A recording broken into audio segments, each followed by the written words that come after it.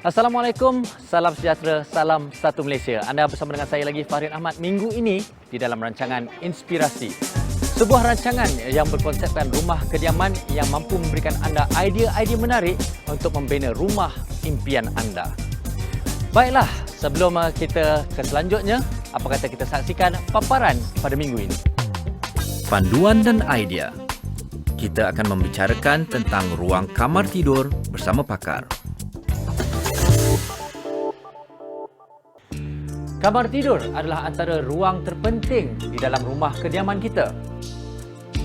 Dan pada hari ini, saya bersama beberapa orang pakar akan membincangkan mengenai ruang kamar tidur di dalam segmen Panduan dan Idea.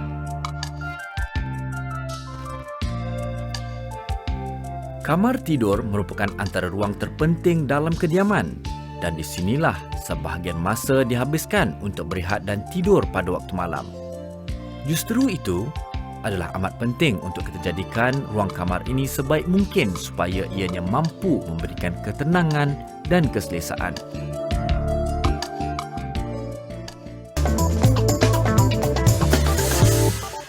Rasanya untuk bilik ni banyak yang boleh kita bincangkan. Jadi pertama sekali dari segi, apa kata kita cakap pasal reka bentuk dalamannya.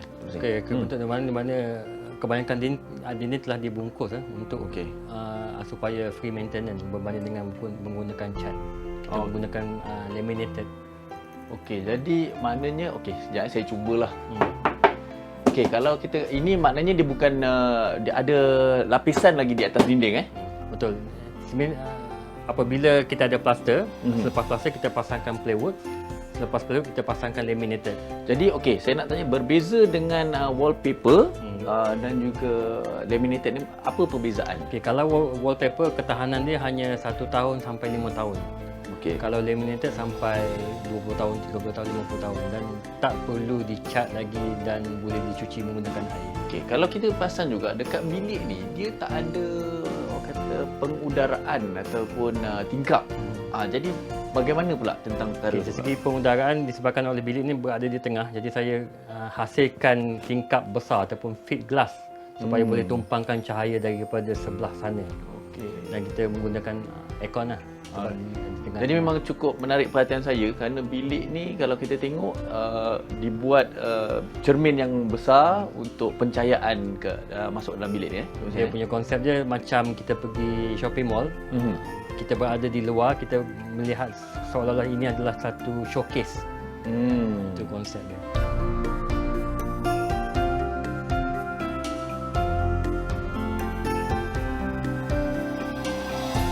Okey, ni satu lagi bilik yang saya rasa boleh kita katakan sebagai konsep yang berbeza, betul-betul berbeza daripada yang kita dah tengok lain-lain tadi. Jadi siapa boleh ulas tentang bilik ni? Okey, bilik ni adalah untuk perempuan anak-anak kecil lah, anak kecil yang berusia lebih kurang dalam 6 tahun hingga ke 13 tahun lebih kurang. Jadi kita menggunakan color-color pinky color girls, di mana jika dilihat di sini span yang dibalut dengan menggunakan fabric. Biasanya klien akan lebih sukakan color yang bronzy mirror berbanding dengan cermin muka biasa. Kerana efeknya lebih cantik dan mewah berbanding dengan cermin biasa. Dari segi harga, penggunaannya adalah lebih mahal sedikit sahaja berbanding dengan cermin muka biasa. Okey, kalau kita tengok di bilik ni juga menggunakan dinding dia ataupun headboard di sini span. Jadi macam mana pula tu dari segi penjagaan, tak terumit sebenarnya? Dari segi penjagaan sebenarnya kalau kita menggunakan span dengan fabric tidak menjadi masalah kerana kita menggunakan aircon. Kita bukannya selalu buka tingkap kan. Jadi pengudaraan di dalam terkawal. Okey, selain daripada itu juga di beberapa bilik yang kita tengok tadi tentang penggunaan kipas ni. Kalau kita kipas ni macam wall fan dan sebagainya, kenapa kita tak guna bilah, yang kipas bilah tu? Untuk kebanyakan kes rumah teres disebabkan oleh ceiling yang agak rendah, iaitu dalam lebih kurang 8 kaki sahaja, 8 kaki ketinggian saja. Jadi kalau pakai kipas biasa takut terkena tangan waktu kita panjat katil. Dia agak berbahaya sekiranya. Jadi secara logiknya sebab itulah untuk menjelaskan kenapa kipas ini digunakan, bukan kipas bilah. Bagaimana pula tentang cermin untuk cermin, kita pakai cermin apa tu yang sana tu? Okey, bahagian sini kita wujudkan bahagian dressing, iaitu dengan berkonsepkan meja diva. Meja diva bermaksud terdapatnya lampu-lampu kecil-kecil supaya dia nampak lebih artistik. So meja solid tu sesuai, dan juga dari segi hiasan dalamannya, apa yang boleh kita perkatakan? Di sini kalau dilihat di belakang sini, kita wujudkan satu rak yang berbentuk perkataan yang digabungkan dalam perkataan dia adalah seksi. Tapi jika dilihat betul-betul baru kita akan perasan dia punya perkataan dia. Kalau biasa dilihat kita nampak satu bentuk arca.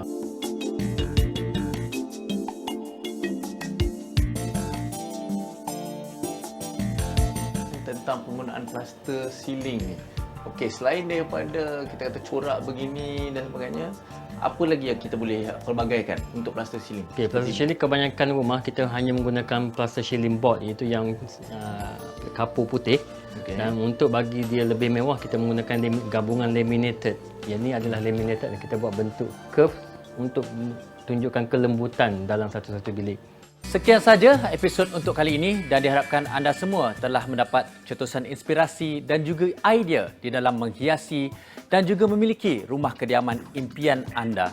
Salam hormat dan salam inspirasi dari saya, Fahri Ahmad.